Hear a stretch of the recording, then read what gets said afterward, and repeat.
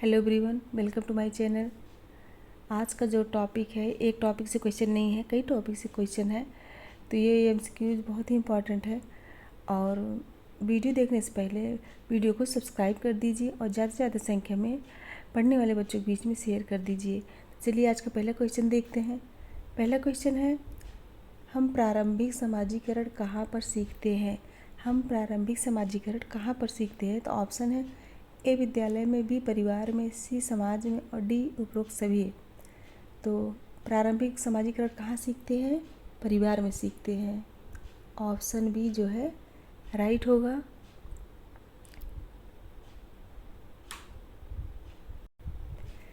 Friends, ये question जो है बेसिक स्तर से ही है, क्योंकि हम लोग कभी कभी एग्ज़ाम में जो है सरल क्वेश्चन आता है तो हम लोग नहीं कर पाते हैं, और कठिन क्वेश्चन आता है बस कठिन क्वेश्चन की ही तैयारी करते हैं। तो हम सरल से यानी कि कठिन की तरफ जाएंगे, पहले सरल क्वेश्चन करेंगे, बाद में धीरे धीरे कठिन क्वेश्चन लेके आएंगे। तो ये नेक्स्ट क्वेश्चन देखते हैं। मानव विज्ञान के प्रकार्यात्मक स्कूल के संस्थापक ब्रोनिस्ला मेलिनोव्स्की देश से संबंधित है। यानी कि मानव विज्ञान के प्रकार्यात्मक स्कूल के संस्थापक ब्रोनिस्ला मेलिनोव्स्की किस देश से संबंधित हैं? तो किस देश से संबंधित हैं? ऑप्शन देखते हैं। ऑप्शन है A Norway, B Poland, C Ireland और डी इनमें से कोई नहीं। इसमें राइट आंसर क्या होगा? इसमें राइट आंसर क्या होगा? इसमें राइट आंसर होगा B Poland. Option B right होगा। मेलिनोव्स्की जो है पोलैंड के थे। नेक्स्ट क्वेश्चन है, culture a critical review of concepts and definitions का संबंध डॉट डॉट से है। किससे है? Culture a critical review of concept and definitions का संबंध किससे है? तो ऑप्शन है ए ग्रंथ, बी सर्वेक्षण, सी पुस्तक और डी पांडुलिपि। किससे है? तो ये सर्वेक्षण से है। ऑप्शन बी राइट होगा, सर्वेक्षण। नेक्स्ट क्वेश्चन है, निम्नलिखित में से कौन सा संस्कृत का आयाम नहीं है? कौन सा संस्कृत का आयाम नहीं है? ऑप्शन है ए संज्ञानात्मक, बी मानकी, सी भौतिक और डी अनुस्थानिक। कौन सा नहीं है? अनुस्थानिक। ऑप्शन डी जो है नहीं है। नेक्स्ट क्वेश्चन है, ओरलिटी एंड लिटरेसी किसकी पुस्तक है? ओरलिटी एंड लिटरेसी किसकी पुस्तक है? Option A Walter Ong, B Malinowski, C Alfred Kroeber और डी क्लाइड क्लोखोन। इसमें नोखोन लिखा है, क्लाइड क्लोखोन। आंसर क्या होगा? तो आंसर होगा वाल्टर ओंग, यानी ऑप्शन ए राइट होगा। ओरलिटी एंड लिटरेसी पुस्तक जो है वाल्टर ओंग की है। नेक्स्ट क्वेश्चन है, संस्कृत के दो सैद्धांतिक आयाम कौन से हैं? संस्कृत के दो सैद्धांतिक आयाम कौन से हैं? ऑप्शन देखते हैं, ए भौतिक, बी अभौतिक, सी ए और बी दोनों और डी इनमें से कोई नहीं। तो दो सैद्धांतिक आयाम भौतिक है, अभौतिक है। ए और बी राइट होगा। नेक्स्ट क्वेश्चन है, संस्कृत वह जटिल पूर्णता है जिसके अंतर्गत ज्ञान,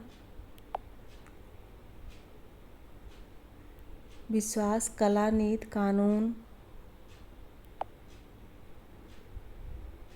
प्रथा और अन्य समुदाय व आदतें सम्मिलित है जिन्हें मनुष्य समाज के सदस्य के रूप में ग्रहण करता है। क्या परिभाषा? संस्कृत वह जटिल पूर्णता है जिसके अंतर्गत ज्ञान, विश्वास, कला, नीति, कानून, प्रथा और अन्य समुदाय व आदतें सम्मिलित है जिन्हें मनुष्य समाज के सदस्य के रूप में ग्रहण करता है। ऑप्शन देखिए, ए Walter Ong, B Malinowski, C Alfred Kroeber और डी टायलर। तो ये कथन किसका है? ये परिभाषा किसकी है? तो ये टायलर की परिभाषा है। किसकी है? टायलर की परिभाषा है, तो ऑप्शन डी राइट होगा। नेक्स्ट क्वेश्चन है, निम्नलिखित में से कौन सी भौतिक संस्कृति का उदाहरण नहीं है? निम्नलिखित में से कौन सी भौतिक संस्कृति का उदाहरण नहीं है? तो यहाँ पूछा गया भौतिक संस्कृति का उदाहरण नहीं है। तो ऑप्शन ए किताब, बी पेन, सी कुर्सी, डी विचार। तो किताब, पेन, कुर्सी ये भौतिक संस्कृति का उदाहरण है, और विचार जो है ये अभौतिक संस्कृति का उदाहरण है। विचार राइट होगा, ऑप्शन डी राइट है। नेक्स्ट क्वेश्चन है, निम्नलिखित में से कौन सी अभौतिक संस्कृति, यहाँ पूछा गया है अभौतिक संस्कृति का उदाहरण नहीं है। अभौतिक संस्कृति का उदाहरण नहीं है। ऑप्शन देखते हैं, ए किताब, बी सोच, सी आदर्श और डी विचार। तो भौतिक संस्कृति का उदाहरण कौन सा नहीं है? किताब, सोच, आदर्श, ये क्या है? विचार, आदर्श, सोच, ये जो है ये तीनों जो है अभौतिक के हैं,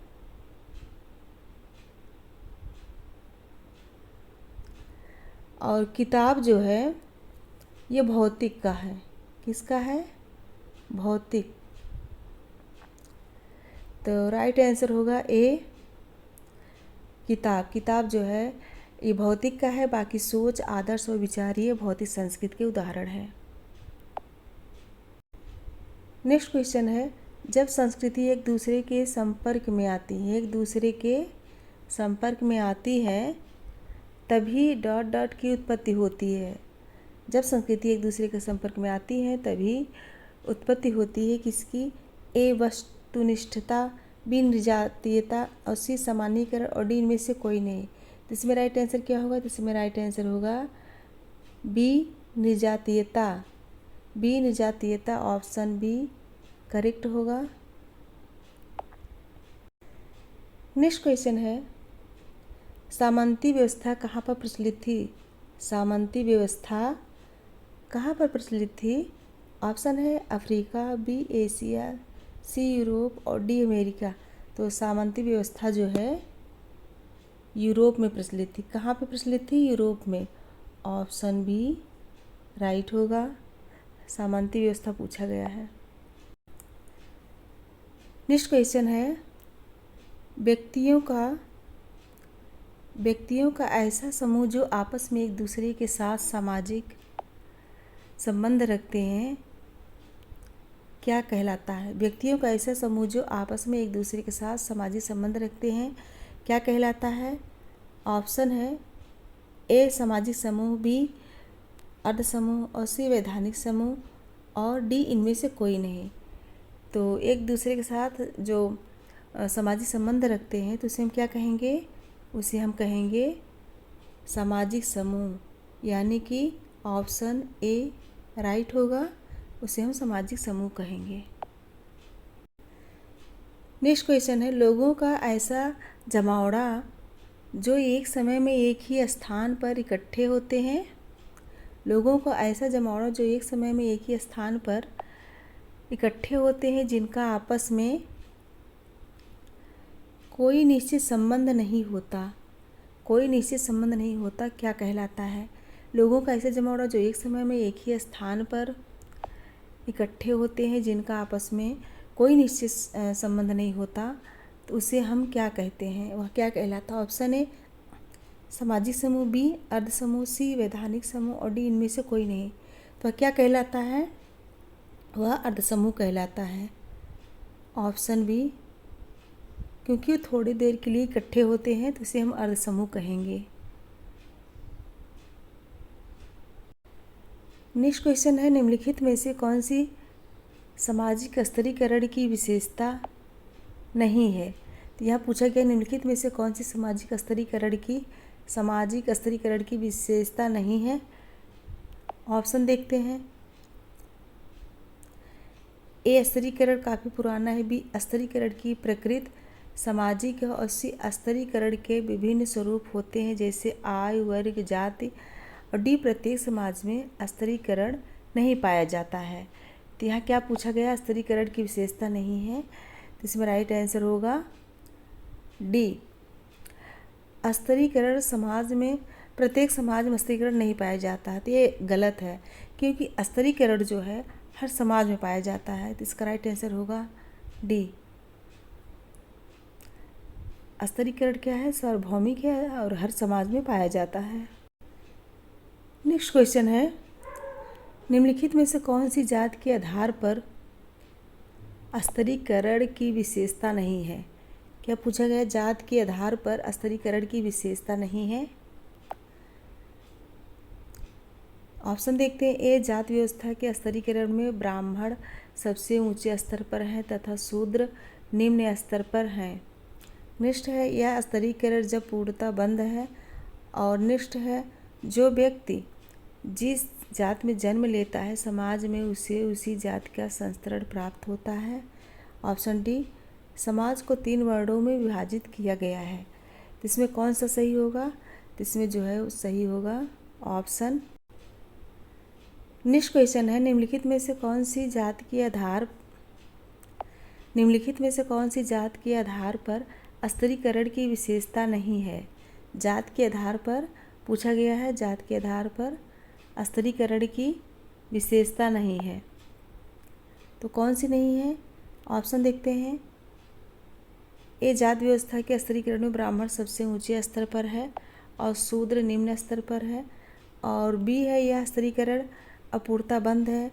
और सी, जो व्यक्ति जिस जात में जन्म लेता है समाज में उसे उसी जात का संस्करण प्राप्त होता है।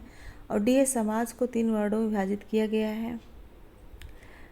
राइट आंसर क्या होगा, तो राइट आंसर होगा डी, समाज को 3 वर्णों में विभाजित किया गया है।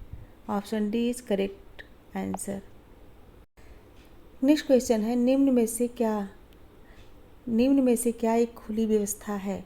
निम्न में से क्या एक खुली व्यवस्था है। ए जात, बी वर्ग, सी वर्ग और डी इनमें से कोई नहीं। तो खुली व्यवस्था जो है कौन सी है, वो सी वर्ग है। ऑप्शन सी वर्ग जो है खुली व्यवस्था है। और जात क्या है, जात एक बंद वर्ग है। नेक्स्ट क्वेश्चन है, सामाजिक परिस्थिति से क्या अभिप्राय है। सामाजिक परिस्थिति से क्या अभिप्राय है। ऑप्शन है, किसी व्यक्ति को समाज में प्राप्त स्थान, किसी व्यक्ति का धार्मिक स्थान। सी है, किसी व्यक्ति का व्यक्तित्व। और डी, किसी व्यक्ति की नातेदारी। इसमें राइट आंसर क्या होगा, इसमें राइट आंसर होगा ए, किसी व्यक्ति को समाज में प्राप्त स्थान। ए, किसी व्यक्ति को समाज में प्राप्त स्थान। ऑप्शन ए करेक्ट है। सामाजिक परिस्थिति यानी किसी व्यक्ति को समाज में जो स्थान प्राप्त होता है वही सामाजिक परिस्थिति है। नेक्स्ट क्वेश्चन है, राल्फ लिंटन ने परिस्थिति को कितने भागों में बांटा है। तो राल्फ लिंटन ने कितने भागों में बांटा है। ऑप्शन देखते हैं। ए 1, बी 2, सी 3 और डी 4। तो ये राल्फ लिंटन जो है 2 भागों में बांटे हैं। वो कौन कौन सा है, वो कौन सा है, वो जो है प्रदत्त परिस्थिति, अर्जित परिस्थिति। नेक्स्ट क्वेश्चन है, निम्न में से कौन सी अर्जित परिस्थिति है। क्या पूछा गया है, निम्न में से कौन सी अर्जित परिस्थिति है। तो ऑप्शन देखते हैं। ए शिक्षा, बी प्रशिक्षण और व्यवसाय और सी धन और दौलत और डी उपरोक्त सभी। तो इसमें अर्जित परिस्थिति कौन सी है, अर्जित परिस्थिति शिक्षा भी अर्जित परिस्थिति है और प्रशिक्षण और व्यवसाय भी अर्जित परिस्थिति और सी धन और दौलत भी अर्जित परिस्थिति है। तो क्या होगा ऑप्शन डी, यानी कि शिक्षा, प्रशिक्षण, व्यवसाय, धन और दौलत 3 अर्जित परिस्थिति है। तो ऑप्शन डी राइट होगा। नेक्स्ट क्वेश्चन है, 1948 में रामपुरा में जनगणना कार्य किसने किया। 1948 में रामपुरा में जनगणना कार्य किसने किया था। ऑप्शन है। A Auguste Comte, B M N Srinivas और सी एडम स्मिथ और डी इनमें से कोई नहीं। इसमें राइट आंसर क्या होगा? इसमें राइट आंसर होगा M N Srinivas. Option B जो है राइट होगा। श्रीनिवास ने ही 1948 में रामपुरा में जनगणना कार्य शुरू किए थे। नेक्स्ट क्वेश्चन है प्राथमिक समूह की विशेषता नहीं है। इसमें पूछा गया विशेषता नहीं है प्राथमिक समूह की। तो ऑप्शन है ए आमने सामने के संबंध, बी समूह की लघुता, सी अप्रत्यक्ष संबंध और डी परिवार ग्राम मित्र। तो आमने सामने के जो है प्राथमिक समूह की विशेषता जो नहीं है, आमने सामने संबंध क्या है? ये प्राथमिक समूह है। असमूह की लघुता ये भी प्राथमिक समूह है और अप्रत्यक्ष संबंध ये नहीं है, ये नहीं। और परिवार ग्राम मित्र ये भी जो है प्रस्थित यानी कि प्राथमिक समूह की विशेषता है, लेकिन अप्रत्यक्ष संबंध जो है ये द्वितीयक समूह की विशेषता है। तो ऑप्शन सी राइट होगा। नेक्स्ट क्वेश्चन है द्वितीयक समूह की विशेषता नहीं है। द्वितीयक समूह की विशेषता नहीं है तो ऑप्शन देखते हैं। समूह आकार में बढ़े और बी औपचारिक और अवैयक्तिक संबंध और सी अप्रत्यक्ष संबंध और डी व्यक्ति उन्मुख। इसमें द्वितीयक समूह की विशेषता नहीं है पूछा गया है। और कौन कौन सी विशेषता है? समूह आकार में बड़ा ये द्वितीयक समूह की विशेषता है और औपचारिक और अवैयक्तिक संबंध ये भी द्वितीयक समूह का उदाहरण है। अप्रत्यक्ष संबंध ये भी द्वितीयक समूह पाया जाता है, लेकिन व्यक्ति उन्मुख जो है ये प्राथमिक समूह पाया जाता है। व्यक्ति उन्मुख ये प्राथमिक समूह पाया जाता है। तो ऑप्शन डी राइट होगा। समझ के आंसर कीजिएगा। नेक्स्ट क्वेश्चन है किसने प्रदत्त प्रस्थित और अर्जित प्रस्थित का भेद किया है? भेद किया यानी अंतर किया है। किसने जो है प्रदत्त प्रस्थित और अर्जित प्रस्थित का भेद किया है यानी दोनों में अंतर बताया है? ऑप्शन है A Max Weber, B Ralph Linton और सी चार्ल्स डार्विन और डी इनमें से कोई नहीं। तो प्रदत्त और अर्जित प्रस्थित किसकी है? तो ये रॉल्फ लिंटन की है। रॉल्फ लिंटन ने ही प्रदत्त और अर्जित प्रस्थित के बारे में बताया है। और मैक्स वेबर ने क्या बताया? मैक्स वेबर ने प्रस्थित समूह के बारे में बताया है। क्या बताया है? प्रस्थित समूह।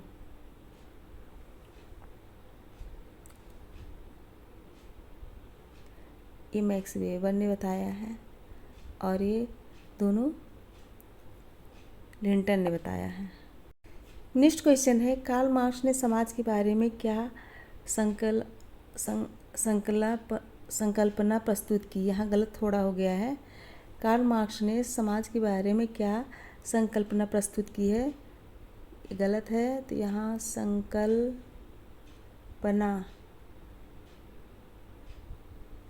संकल्पना होना चाहिए। क्या संकल्पना प्रस्तुत की? ऑप्शन देखते हैं। ए वर्ग और संघर्ष, बी सामाजिक विकास, सी सामाजिक एकता का स्वरूप और डी इनमें से कोई नहीं। तो ये जो है ऑप्शन ए राइट होगा। वर्ग और संघर्ष, वर्ग और संघर्ष राइट होगा। तो ऑप्शन ए करेक्ट होगा। नेक्स्ट क्वेश्चन है निम्नलिखित में से कौन सा प्राथमिक समूह नहीं है? निम्नलिखित में से कौन सा प्राथमिक समूह नहीं है? तो देखते हैं। ए परिवार, बी पड़ोस, सी सगे संबंधी और डी राजनीतिक दल। ये तो बहुत ही जी सबको आता होगा। इसमें ऑप्शन डी राइट होगा। तो ऑप्शन डी राइट होगा। फ्रेंड्स ये जो क्वेश्चन मैं लाई हूँ ये क्लास 11 से लेके जो कंपटीशन की तैयारी कर रहे हैं उन सभी लोगों के लिए बहुत इंपॉर्टेंट है और हर समाज से संबंधित सभी परीक्षाओं के लिए बहुत ही इम्पॉर्टेंट है। अच्छे से पढ़ लीजिएगा। नेक्स्ट क्वेश्चन है निम्नलिखित में से कौन सा समान आयु वर्ग के लोगों का समूह कहलाता है? क्या कहलाता है? निम्नलिखित में से कौन सा समान आयु वर्ग के लोगों का समूह कहलाता है? ऑप्शन है ए प्राथमिक समूह, बी अर्ध समूह, सी संदर्भ समूह और डी समवयस्क समूह। तो इसमें राइट आंसर क्या होगा? तो इसमें राइट आंसर होगा समवयस्क समूह। ये जो है समान आयु वर्ग के लोगों का समूह कहलाता है। ऑप्शन डी राइट होगा।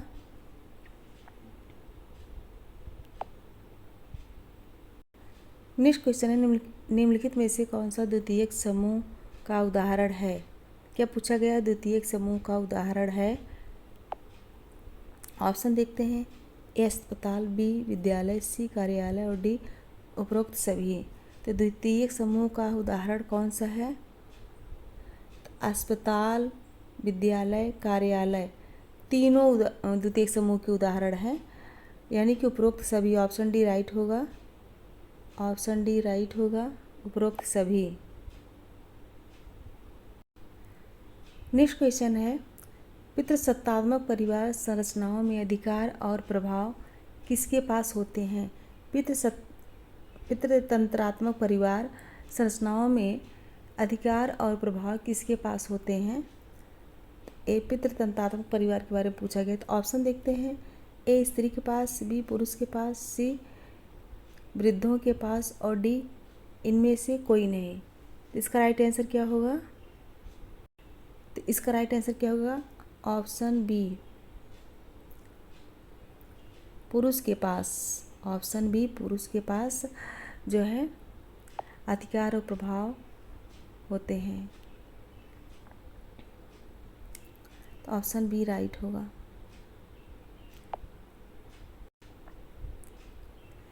नेक्स्ट क्वेश्चन है मातृतंत्रात्मक परिवार संरचनाओं में अधिकार और प्रभाव किसके पास होता है? यहाँ क्या पूछा गया है? मातृ, और इसके पहले क्या पूछा गया था? पितृ। तो मातृतंत्रात्मक परिवार संरचनाओं में अधिकार और प्रभाव किसके पास होता है? ऑप्शन देखते हैं। ए स्त्री के पास, बी पुरुष के पास, सी वृद्धों के पास और डी इनमें से कोई नहीं। तो इसमें राइट आंसर क्या होगा? इसमें राइट आंसर होगा ए स्त्री के पास। मातृतंत्रात्मक परिवार में स्त्री के पास जो है अधिकार और प्रभाव होता है।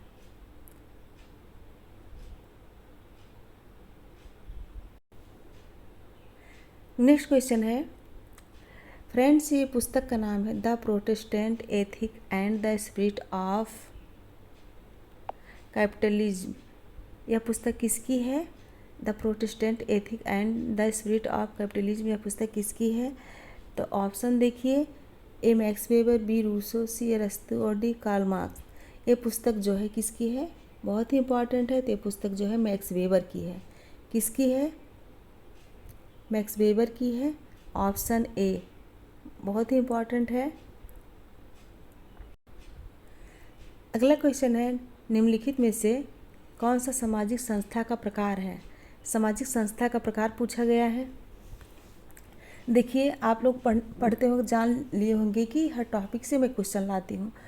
जो मैराथन क्लास होती है उसमें मैं हर कोशिश करती हूँ कि हर टॉपिक से आए, चाहे संस्था हो, चाहे सामाजिकरण हो, चाहे सामाजिक प्रक्रिया हो, चाहे विवाह यानी कि कोई हर टॉपिक स्त्रीकरण हो, मैं सोचती हूँ हर टॉपिक से क्वेश्चन लाऊं, जिससे आप लोग जो है क्वेश्चन करें तो समझ पाए कि कहाँ गलती हो रही, किस टॉपिक में का क्वेश्चन, किस टॉपिक का क्वेश्चन तैयार नहीं है। इसीलिए हर टॉपिक से लाने की कोशिश करती हूँ। तो ऑप्शन है ए औपचारिक और अनौपचारिक, और बी है निरौपचारिक और औपचारिक, और सी है अनौपचारिक और औपनिवेशिक, और डी है इनमें से कोई नहीं। तो इसमें राइट आंसर क्या होगा? सामाजिक संस्था का प्रकार कौन सा है? तो ये ऑप्शन ए होगा, औपचारिक और अनौपचारिक। ये सामाजिक संस्था का प्रकार है। तो ऑप्शन ए जो है राइट होगा। नेक्स्ट क्वेश्चन है निम्नलिखित में से कौन सा औपचारिक संस्था का उदाहरण नहीं है? तो यहाँ क्या पूछा है? नहीं है। औपचारिक संस्था का उदाहरण नहीं है। निम्नलिखित में से कौन सा औपचारिक संस्था का उदाहरण नहीं है? तो ऑप्शन देखते हैं। ऑप्शन है ए कानून, बी शिक्षा और सी परिवार। तो औपचारिक संस्था का उदाहरण नहीं है, तो वो है परिवार। परिवार जो है औपचारिक संस्था का उदाहरण नहीं है, और कानून, शिक्षा जो है औपचारिक शिक्षा का उदाहरण है। तो ऑप्शन सी राइट होगा, ये अनौपचारिक संस्था का उदाहरण है।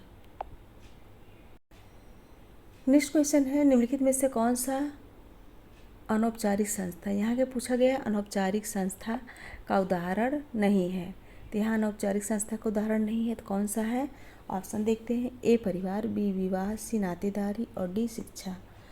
तो यहाँ जो है परिवार, विवाह, नातेदारी ये अनौपचारिक संस्था का उदाहरण है, और शिक्षा जो है ये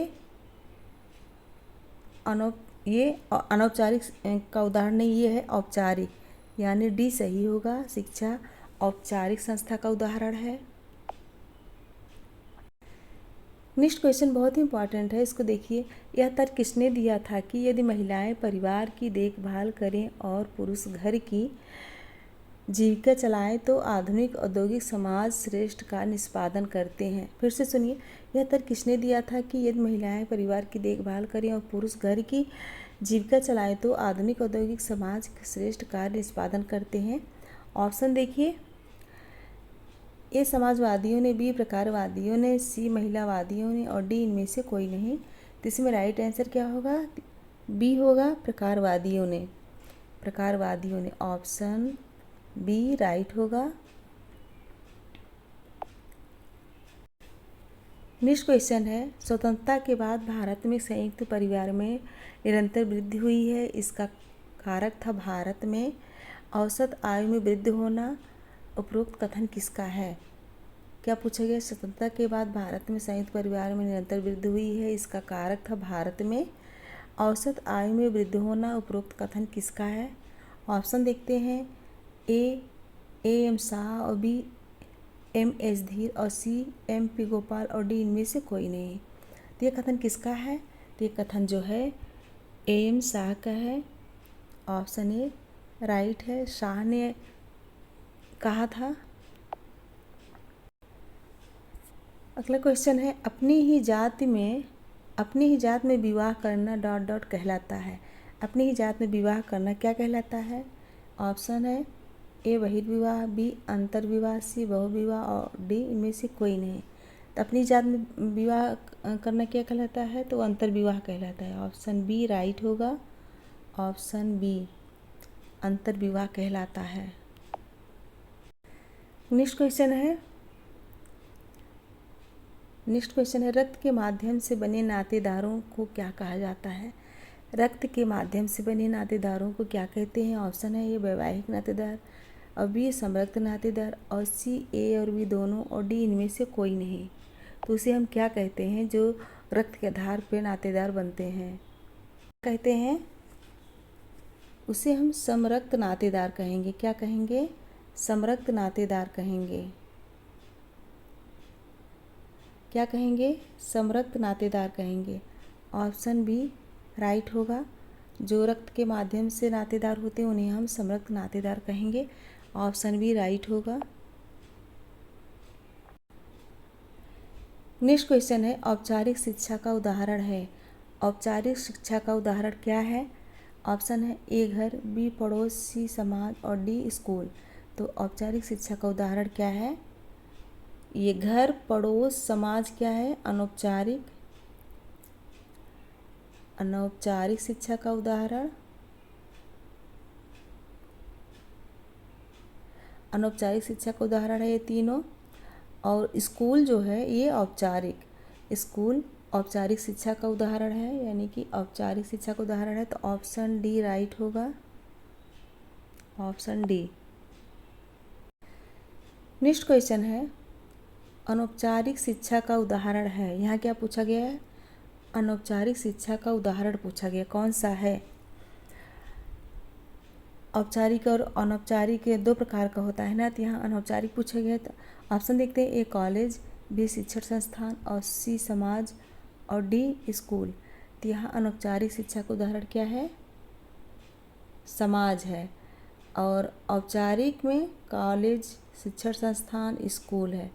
तो ऑप्शन सी जो है राइट होगा। समाज जो है अनौपचारिक शिक्षा का उदाहरण है। अगला क्वेश्चन है, समाजशास्त्र में डॉट डॉट का विधिवत अध्ययन किया जाता है। तो समाजशास्त्र में किसका अध्ययन किया जाता है? ऑप्शन है ए धर्म का, बी जाति का, सी रोजगार का और डी समाज का। किसका अध्ययन किया जाता है? तो समाज का अध्ययन किया जाता है। ऑप्शन डी राइट होगा।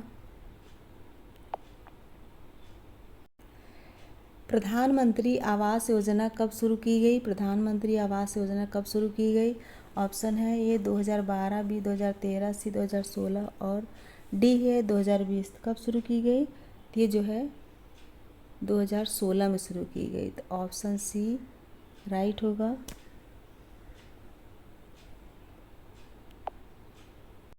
नेक्स्ट है मनुष्य एक सामाजिक प्राणी है। मनुष्य एक सामाजिक प्राणी है, कथन किसका है?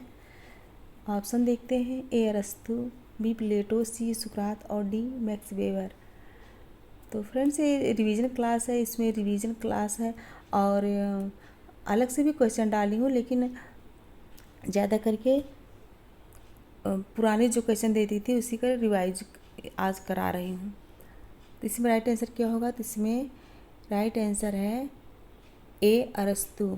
ऑप्शन ए राइट होगा। मनुष्य एक सामाजिक प्राणी है, यह कथन अरस्तु का है। नेक्स्ट क्वेश्चन है प्रधानमंत्री आवास योजना डॉट डॉट द्वारा संचालित एक विशाल योजना है। प्रधानमंत्री आवास योजना डॉट डॉट द्वारा संचालित एक विशाल योजना है। ऑप्शन है ए शहरी विकास मंत्रालय द्वारा, बी ग्रामीण विकास मंत्रालय द्वारा, सी शिक्षा मंत्रालय द्वारा और डी इनमें से कोई नहीं।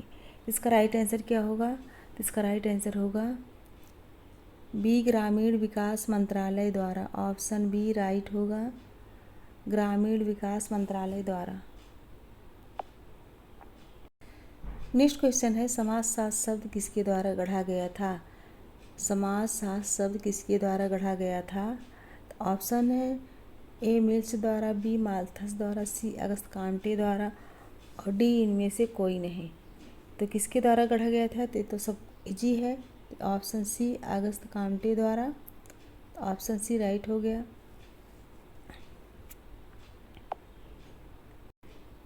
नेक्स्ट क्वेश्चन है सोशियोलॉजिकल इमेजिनेशन। सोशियोलॉजिकल इमेजिनेशन समाजशास्त्री कल्पना के बारे में बात करने वाले पहले विद्वान कौन थे? तो ये सोशियोलॉजिकल इमेजिनेशन अक्सर पूछा जाता है। इसे हिंदी में कहेंगे समाजशास्त्री कल्पना। ऑप्शन है C W Mills, B Max Weber और सी पीटर बर्जर और डी फ्रीमैन। ये पुस्तक इम्पॉर्टेंट पुस्तक जो है सी डब्ल्यू मिल्स की है। ऑप्शन सी राइट होगा।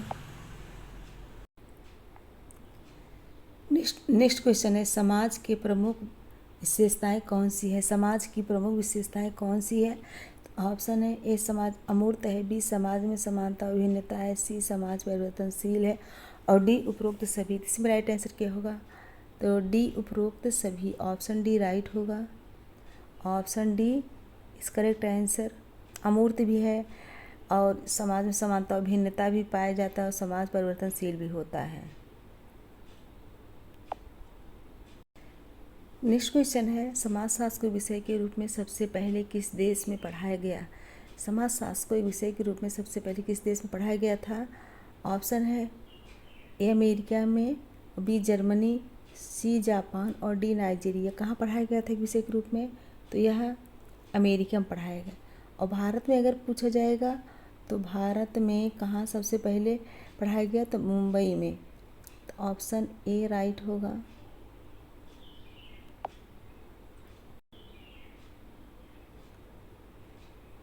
नेक्स्ट क्वेश्चन है सामाजिक क्रिया का सिद्धांत। सामाजिक क्रिया का सिद्धांत किसने दिया था? सामाजिक क्रिया का सिद्धांत। ऑप्शन है option A Max Weber, B John Smith और सी क्रो एंड क्रो और डी एडम स्मिथ। सामाजिक क्रिया के सिद्धांत मैक्स वेबर ने दिया था। ऑप्शन ए राइट होगा, मैक्स वेबर। नेक्स्ट क्वेश्चन है निम्नलिखित में से किसका संबंध लैंगिकता यानी जेंडर से है? प्लीज़ बताइए किसका संबंध लैंगिकता यानी जेंडर से? ऑप्शन है आदर्शवाद, बी नारीवाद, सी उपनिवेशवाद और डी उपरोक्त सभी। इसमें करेक्ट आंसर होगा नारीवाद। ऑप्शन बी नारीवाद जो है जेंडर से है। Option B. नेक्स्ट क्वेश्चन है किसने अर्थशास्त्र को धन के विज्ञान की संज्ञा दी? किसने अर्थशास्त्र को धन के विज्ञान की संज्ञा दी थी? ऑप्शन है ये सुकरात ने, बी मैक्स वेबर ने, सी रूसो ने, डी एडम स्मिथ ने। किसने दी थी? तो यह जो है एडम स्मिथ ने दी। ऑप्शन डी जो है राइट होगा। एडम स्मिथ ने अर्थशास्त्र को धन के विज्ञान की संज्ञा दी थी। नेक्स्ट क्वेश्चन है, भारत में समाजशास्त्र विभाग की स्थापना मुंबई विश्वविद्यालय में कब हुई? समाजशास्त्र विभाग की स्थापना मुंबई विश्वविद्यालय में किस वर्ष हुई थी? तो ऑप्शन है ए 1909 में, बी 1911 में, सी 1918 में और डी 1919 में। इसमें राइट आंसर क्या होगा? डी 1919। कब हुई थी? 1900 मुंबई में जो है 1919 में हुआ था। ऑप्शन डी, समाजशास्त्र विभाग की स्थापना मुंबई में 1919 में हुआ था। इसको याद कर लीजिए अच्छी से। नेक्स्ट क्वेश्चन है, समाजशास्त्र का जनक किसे कहा जाता है? ऑप्शन है जेम्स मिल, बी अगस्त काम्टे, सी स्पेंसर और डी मैक्स वेबर। तो किसे कहा जाता है जनक? तो अगस्त काम्टे को कहा जाता है। किसे कहा जाता है? अगस्त काम्टे को कहा जाता है। तो ऑप्शन बी राइट होगा। नेक्स्ट क्वेश्चन है, समाजशास्त्र का पुराना नाम क्या था? समाजशास्त्र का पुराना नाम क्या था? ऑप्शन है सामाजिक संस्थाएं, बी सामाजिक भौतिकी, सी सामाजिक विधियां और डी इनमें से कोई नहीं। तो पुराना नाम क्या था? सामाजिक भौतिकी। क्या नाम था? सामाजिक भौतिकी ये पुराना नाम था। ऑप्शन बी राइट होगा। नेक्स्ट क्वेश्चन है, भारत में समाजशास्त्र विभाग की स्थापना कहाँ हुई थी? भारत में समाजशास्त्र विभाग की स्थापना कहाँ हुई? ए मुंबई विश्वविद्यालय और बी दिल्ली विश्वविद्यालय और सी हैदराबाद विश्वविद्यालय और डी इनमें से कोई नहीं। सबसे पहले भारत में कहाँ हुआ था? भारत में पूछा गया है, तो कंफ्यूज मत होइएगा। कभी पूछा जाता है भारत में, कभी पूछा जाएगा देश में। तो यहाँ मुंबई विश्वविद्यालय में कब हुआ था? मुंबई विश्वविद्यालय में समाजशास्त्र की स्थापना सबसे पहले हुआ था। तो ऑप्शन ए राइट होगा। नेक्स्ट क्वेश्चन है, सामाजिक भौतिकी का नाम बदलकर कब समाजशास्त्र रखा गया? सामाजिक भौतिकी का नाम कब बदलकर समाजशास्त्र रखा गया? ऑप्शन है ए 1930 में, बी 1932 में, सी 1938 में और डी 1942 में। इसमें राइट आंसर क्या होगा? इसमें राइट आंसर होगा सी 1938 में। 1938 में सामाजिक भौतिकी का नाम बदल के समाजशास्त्र रखा गया था। नेक्स्ट है, समाजशास्त्र का जन्म कब हुआ? समाजशास्त्र का जन्म कब हुआ था? ऑप्शन है 17वीं शताब्दी में, बी 18वीं शताब्दी में और सी 19वीं शताब्दी में और डी 20वीं शताब्दी में। तो कब जन्म हुआ था? ये हुआ था 19वीं शताब्दी में। ऑप्शन सी राइट होगा। 19वीं शताब्दी में समाजशास्त्र का जन्म हुआ था। नेक्स्ट क्वेश्चन है, औद्योगिकरण से पहले अंग्रेजों का मुख्य काम क्या था? औद्योगिकरण से पहले अंग्रेजों का मुख्य काम क्या था? ए खेती करना और मछली पालना, बी व्यापार करना और पशुपालन करना, सी खेती करना और कपड़े बनाना और डी इनमें से कोई नहीं। तो क्या राइट आंसर क्या होगा? उनका अंग्रेजों का मुख्य काम क्या था? औद्योगिकरण से पहले अंग्रेजों का मुख्य काम क्या था? तो ये खेती करना और कपड़े बनाना। ऑप्शन सी ये उनका मुख्य काम था औद्योगिकरण से पहले। नेक्स्ट क्वेश्चन है, औद्योगिक क्रांति का केंद्र था। औद्योगिक क्रांति का केंद्र कौन था? Option A England, B Bharat, C America और डी जापान। तो औद्योगिक क्रांति का केंद्र इंग्लैंड था। कौन था? इंग्लैंड था। ऑप्शन ए। नेक्स्ट क्वेश्चन है, निम्नलिखित में से कौन सा कथन पूंजीवाद से संबंधित नहीं है? तो यहाँ क्या पूछा गया है? पूंजीवाद से संबंधित नहीं है और कौन सा कथन है? तो ऑप्शन देखते हैं। इसमें निजी संपत्ति को महत्व दिया जाता है, यह बाजार विनिमय पर आधारित एक आर्थिक प्रणाली है, यहाँ व्यापार और खुलेपन को महत्व दिया जाता है। डी है, यह राज्य का महत्व अधिक होता है और समानता पर बल दिया जाता है। तो इसमें राइट आंसर क्या होगा? तो इसमें राइट आंसर होगा डी, यहाँ राज्य का महत्व अधिक होता है और समानता पर बल दिया जाता है। समानता पर बल दिया जाता है। ऑप्शन डी राइट होगा।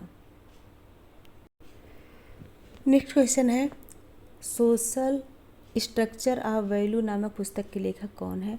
सोशल स्ट्रक्चर ऑफ वैल्यूज नामक पुस्तक के लेखक कौन है? ऑप्शन है डी एन मजूमदार, बी के एन कपाड़िया और सी एस एन श्रीनिवास और डी राधा कमल मुखर्जी। तो इसमें राइट आंसर क्या होगा?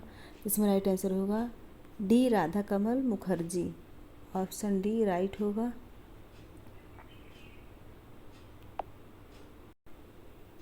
नेक्स्ट क्वेश्चन है, समाजशास्त्र अन्य विज्ञानों की न तो दासी है और न ही स्वामिनी वरन यह उनकी बहन है। यह कथन किस विद्वान का है? समाजशास्त्र अन्य विज्ञानों की न तो दासी है और न ही स्वामिनी वरन यह उनकी बहन है। यह कथन किसका है, यानी किस विद्वान का है? ऑप्शन देखते हैं, ए स्पेंसर, बी मार्क्स और डी सोरोकिन, सी सोरोकिन, डी वार्न्स एवं बेकर। तो यह कथन किसका है? तो यह कथन जो है वार्न्स एवं बेकर का है। किसका है? वार्न्स एवं बेकर का है। ऑप्शन सी राइट होगा।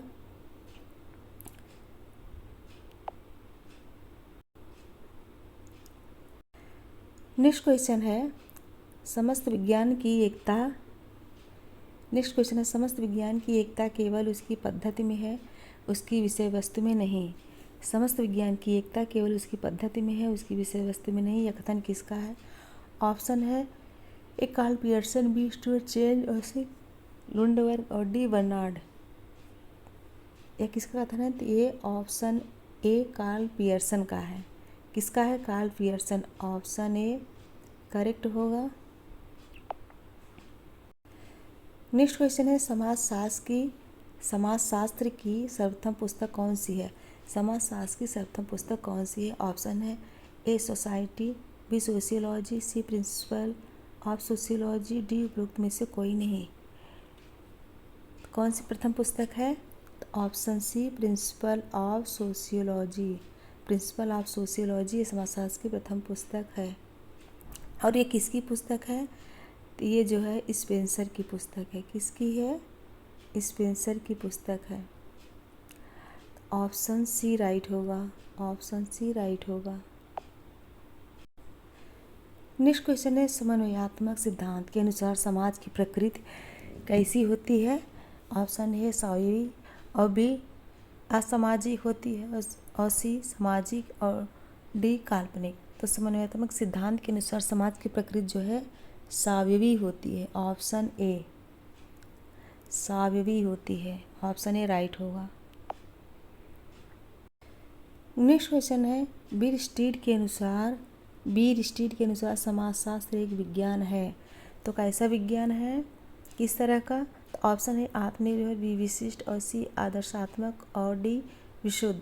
तो बीर स्टीड के अनुसार समाजशास्त्र एक विशुद्ध विज्ञान है। कैसा है? विशुद्ध विज्ञान है। ऑप्शन डी राइट होगा।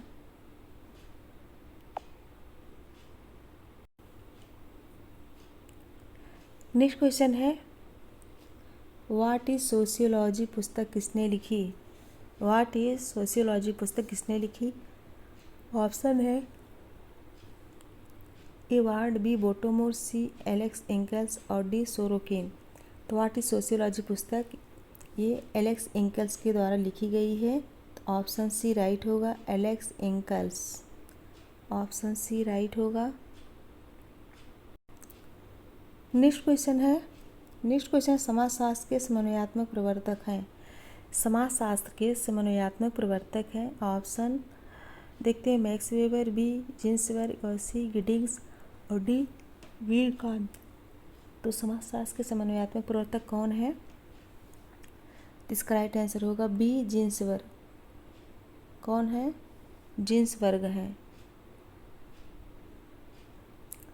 Option B. नेक्स्ट क्वेश्चन है, समाजशास्त्र के अंतर्गत हम अध्ययन करते हैं। समाजशास्त्र के अंतर्गत हम अध्ययन करते हैं, किसका अध्ययन करते हैं?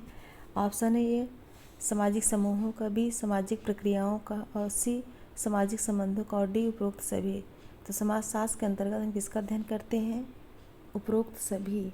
सामाजिक समूहों का भी करते हैं, सामाजिक प्रक्रियाओं का भी करते हैं, सामाजिक संबंधों का भी करते हैं। तो ऑप्शन डी राइट होगा, उपरोक्त सभी। नेक्स्ट क्वेश्चन है, सन 1988 में समास शब्द का प्रयोग किस विद्वान ने किया था? सन 1988 में पूछा गया है। किस सन में? 1988 में समासशास्त्र शब्द का सर्वप्रथम प्रयोग किस विद्वान ने किया था? ऑप्शन देखते हैं। ए अगस्त काम्टे, बी दुर्खीम, सी अरस्तु और डी पी.ए. सोरोकिन। तो इसमें राइट आंसर क्या होगा? तो इसमें राइट आंसर होगा अगस्त काम्टे। सन 1988 में अगस्त काम्टे ने ही इसका प्रयोग किया, समासशास्त्र शब्द का प्रयोग किया था। ऑप्शन ए राइट होगा। नेक्स्ट क्वेश्चन है सोशियोलॉजी शब्द किन दो भाषाओं के शब्दों से मिलकर बना है? सोशियोलॉजी शब्द किन दो भाषाओं के शब्दों से मिलकर बना है? ऑप्शन है ए लैटिन एवं ग्रीक, बी एवं अंग्रेजी और सी लैटिन एवं अंग्रेजी और डी लैटिन एवं रूसी। तो इसमें राइट आंसर क्या होगा? किन दो भाषाओं से मिलकर बना है? तो ऑप्शन ए लैटिन एवं ग्रीक। ऑप्शन ए लैटिन एवं ग्रीक शब्दों से मिलकर बना है समाजशास्त्र। नेक्स्ट क्वेश्चन है इतिहास अतीत की घटनाओं का किस प्रकार अध्ययन करता है? इतिहास अतीत की घटनाओं का किस प्रकार से अध्ययन करता है? ऑप्शन है स्पष्ट रूप से, बी क्रमबद्ध रूप से, सी संगठित रूप से और डी उपरोक्त में से कोई नहीं। तो इतिहास अतीत की घटनाओं का किस प्रकार अध्ययन करता है? तो ऑप्शन बी होगा। ऑप्शन बी क्रमबद्ध रूप से करता है। किस प्रकार करता है? क्रमबद्ध रूप से अतीत की घटनाओं का अध्ययन करता है। ऑप्शन बी राइट होगा। नेक्स्ट क्वेश्चन है समाजशास्त्र एकमात्र सामाजिक विज्ञान है, यह विचार किस विद्वान का है? समाजशास्त्र एकमात्र सामाजिक विज्ञान है। समाजशास्त्र एकमात्र सामाजिक विज्ञान है, यह विचार किस विद्वान का है? ऑप्शन है A Auguste Comte, B Spencer, C ward और डी सोरोकिन। यह कथन किसका है? यह कथन जो है अगस्त काम्टे का है। किसका है? अगस्त काम्टे का है। तो ऑप्शन ए राइट है। नेक्स्ट क्वेश्चन है समाजशास्त्र एवं अर्थशास्त्र में जिस तथ्य का सामान्य रूप से अध्ययन किया जाता है वह है? समाजशास्त्र एवं अर्थशास्त्र में जिस तथ्य का सामान्य रूप से अध्ययन किया जाता है वह है? ऑप्शन है ए मांग एवं पूर्ति का नियम, बी पारिवारिक व्यवस्था, सी श्रम कल्याण और डी बजट के सिद्धांत। तो इसमें राइट आंसर क्या होगा? इसमें राइट आंसर होगा सी श्रम कल्याण। क्या होगा? श्रम कल्याण। ऑप्शन सी राइट होगा। नेक्स्ट क्वेश्चन है निम्नलिखित में से कौन सा कारण जजमानी व्यवस्था के विघटन के लिए उत्तरदायी नहीं है? जजमानी व्यवस्था के विघटन के लिए उत्तरदायी नहीं है, वह कौन सा कारण है जो जजमानी व्यवस्था के विघटन के लिए उत्तरदायी नहीं है? तो ऑप्शन देखते हैं। ऑप्शन ए बढ़ती हुई जनसंख्या, बी औद्योगिकरण, सी ग्रामीण समाज में पाई जाने वाली एकता और डी जमींदारी उन्मूलन। तो जो विघटन के लिए उत्तरदायी नहीं हुआ है ग्रामीण समाज में पाई जाने वाली एकता। ऑप्शन सी राइट होगा। ग्रामीण समाज में पाई जाने वाली एकता। ऑप्शन सी करेक्ट होगा। नेक्स्ट क्वेश्चन है समाजशास्त्र एक विज्ञान है क्योंकि इसमें उपयोग होता है। किस चीज़ का उपयोग होता है? किसका उपयोग होता है? ऑप्शन देखते हैं। ए ऐतिहासिक पद्धति का, बी वैज्ञानिक पद्धति का, सी सांख्यिकी पद्धति का और डी तुलनात्मक पद्धति का। तो राइट आंसर क्या होगा? इसमें राइट आंसर होगा वैज्ञानिक पद्धति का। समाजशास्त्र विज्ञान है, इसमें उपयोग होता है वैज्ञानिक पद्धति का ही उपयोग होता है। Option B. नेक्स्ट क्वेश्चन है कि समाजशास्त्री ने मानव शास्त्र एवं समाजशास्त्र को जुड़वा बहने माना है? किस समाजशास्त्री ने मानव शास्त्र एवं समाजशास्त्र को जुड़वा बहने माना है? ऑप्शन देखते हैं। A Becker, B August Comte, C Sorokin और डी क्रोबर। यह जुड़वा समाजशास्त्र एवं मानव शास्त्र को जुड़वा बहिनी किसने माना है? तो ये क्रोबर माने हैं। Option D क्रोबर।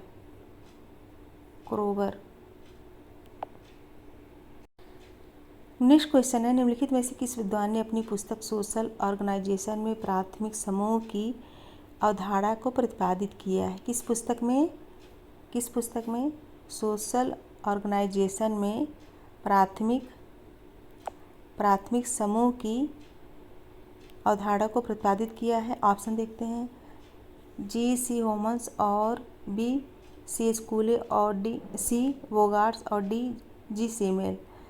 तो किस विद्वान ने? ये चार्ल्स स्कूले ने, S.C. कूले। ऑप्शन बी राइट होगा।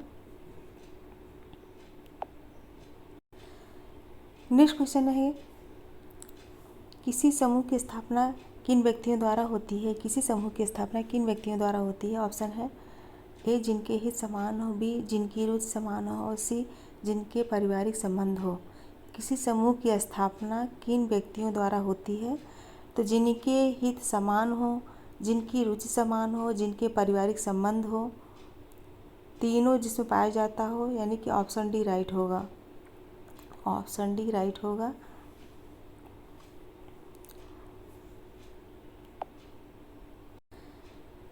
नेक्स्ट क्वेश्चन है, सामाजिक समूह को अस्थायी एवं अस्थायी समूह में किसने विभाजित किया? सामाजिक समूह को अस्थायी और अस्थायी समूह में किसने विभाजित किया है? ऑप्शन देखते हैं, ए समनर, बी कूले, सी गिलिन और डी मर्टन। तो अस्थायी और अस्थायी समूह में किसने विभाजित किया है?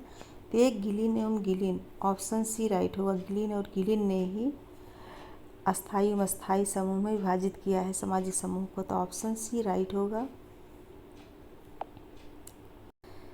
नेक्स्ट क्वेश्चन है, प्राथमिक एवं द्वितीयक समूह का वर्गीकरण किसके द्वारा किया गया है?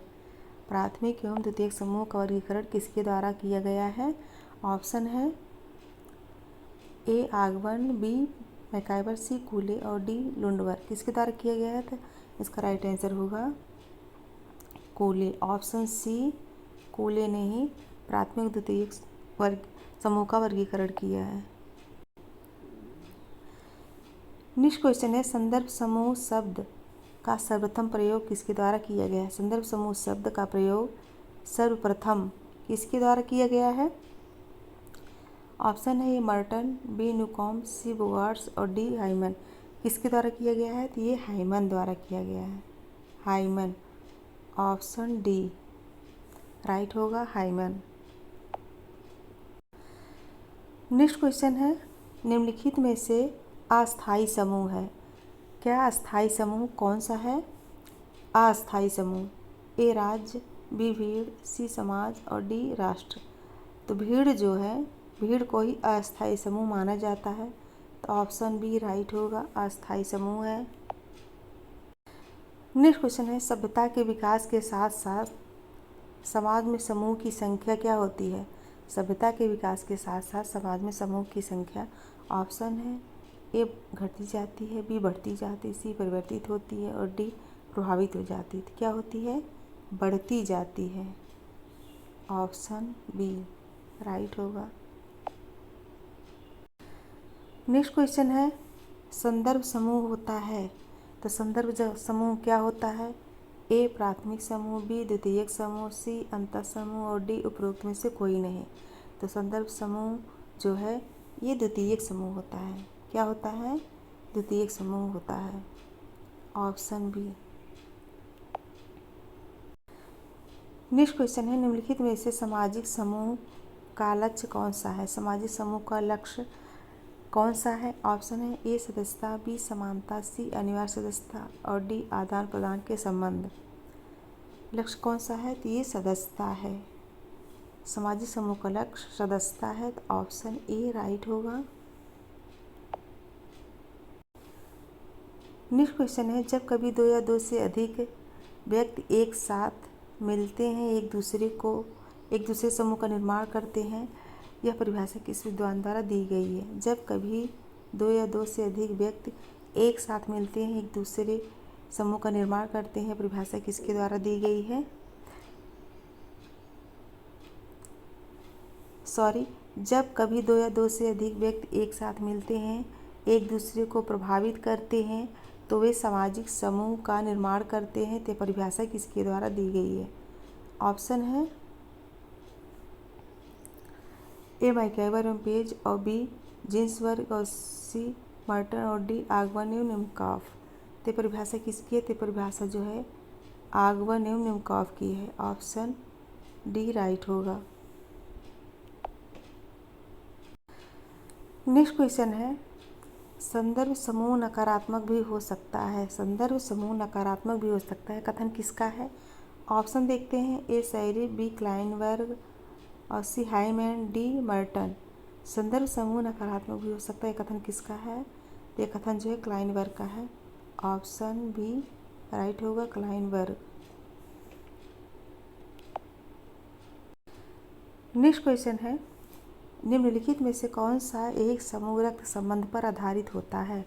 निम्नलिखित में से कौन सा एक समूह रक्त संबंध पर आधारित होता है? ऑप्शन है ए परिवार, बी क्रीड़ा समूह, सी पड़ोस और डी श्रोता समूह। तो रक्त संबंध पर जो है परिवार आधारित होता है। तो ऑप्शन ए राइट होगा, ऑप्शन ए। नेक्स्ट क्वेश्चन है, समाज में क्या पाया जाता है? समाज में क्या पाया जाता है? ऑप्शन देखते हैं, केवल सहयोग, बी केवल संघर्ष और सी सहयोग एवं संघर्ष और डी उपरोक्त में से कोई नहीं। तो समाज में क्या पाया जाता है? ऑप्शन सी सहयोग एवं संघर्ष। सी समाज में सहयोग एवं संघर्ष दोनों पाया जाता है। नेक्स्ट क्वेश्चन है, वर्ग विहीन समाज की अवधारणा किस विद्वान ने प्रस्तुत की थी? वर्ग विहीन समाज की अवधारणा किस विद्वान ने प्रस्तुत की है? ए मार्क्स, बी दुर्खीम, सी हीगल और डी स्पेंसर। किस विद्वान ने? तो ये मार्क्स। ऑप्शन ए राइट होगा, ऑप्शन ए राइट होगा। नेक्स्ट क्वेश्चन है, एक समाज है क्या होता है? ए अमूर्त होता है, बी मूर्त होता है, सी मूर्त एवं अमूर्त दोनों होता है, डी उपरोक्त में से कोई नहीं। तो एक समाज कैसा होता है? एक समाज जो है अमूर्त होता है। कैसा होता है? अमूर्त होता है। ऑप्शन ए राइट होगा, बहुत इंपॉर्टेंट है।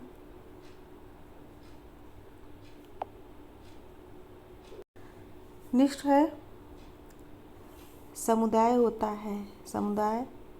है। ऑप्शन है ए मूर्त, बी निर्मित, सी अमूर्त और डी कल्पित। समुदाय कैसा होता है? समुदाय मूर्त होता है। Option B. और एक समाज कैसा होता है? अमूर्त होता है और समुदाय मूर्त होता है। Option B.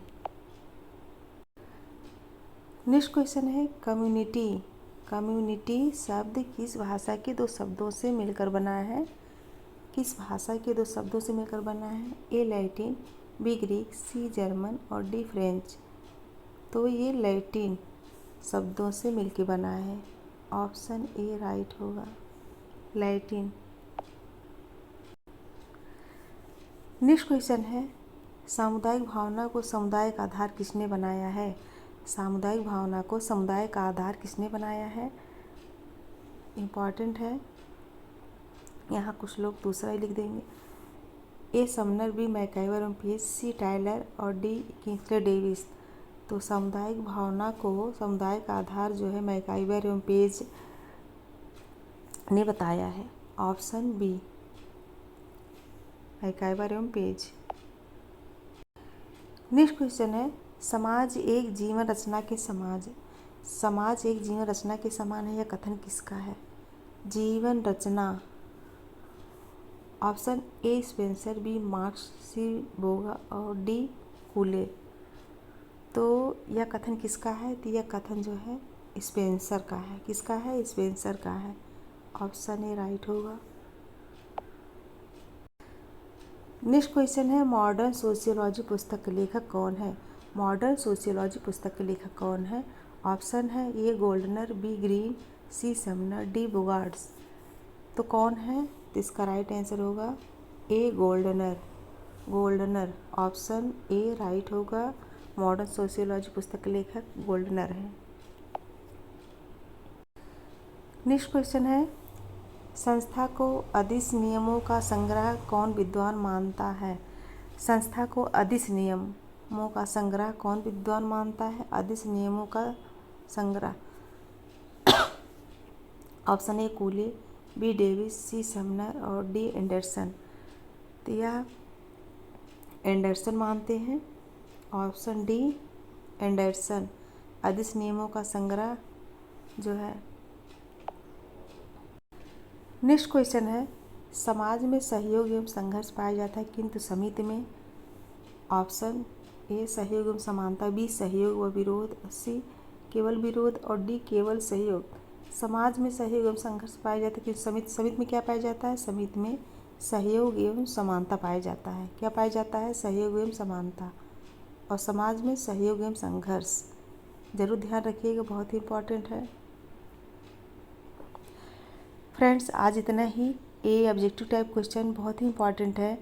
क्लास 11 से लेके कंपटीशन लेवल तक कोई भी एग्ज़ाम होगा समाज से संबंधित, सबके लिए बहुत ही इम्पॉर्टेंट है।